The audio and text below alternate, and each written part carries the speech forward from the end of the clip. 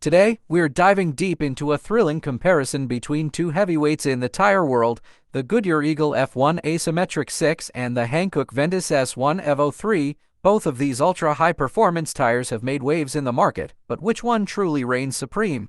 Let's find out. Safety is paramount, and wet performance is a critical factor. In wet braking, the Hankook Ventus S1 Evo 3 takes the lead, outbraking the Goodyear Eagle F1 Asymmetric 6 by an impressive 3 meters. The Ventus S1 Evo 3 also excels in aquaplaning resistance, slipping at a higher speed than the Eagle F1 Asymmetric 6. However, when it comes to wet handling, both tires are closely matched.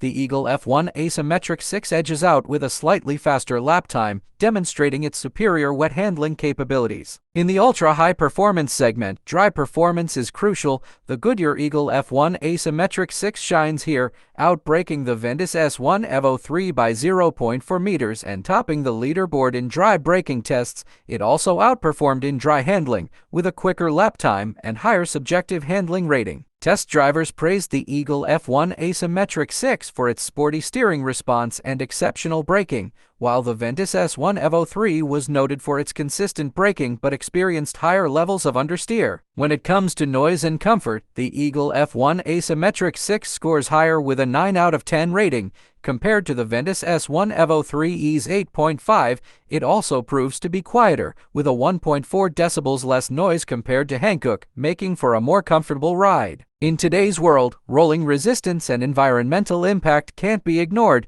The Eagle F1 Asymmetric 6 boasts a lower rolling resistance coefficient, making it more eco-friendly over its lifespan compared to the Ventus S1 Evo 3. To sum it up, the Goodyear Eagle F1 Asymmetric 6 excels in dry performance, noise, comfort, and rolling resistance. The Hankook Ventus S1 Evo 3, on the other hand, offers superior wet braking and aquaplaning resistance. Thanks for watching, and don't forget to subscribe.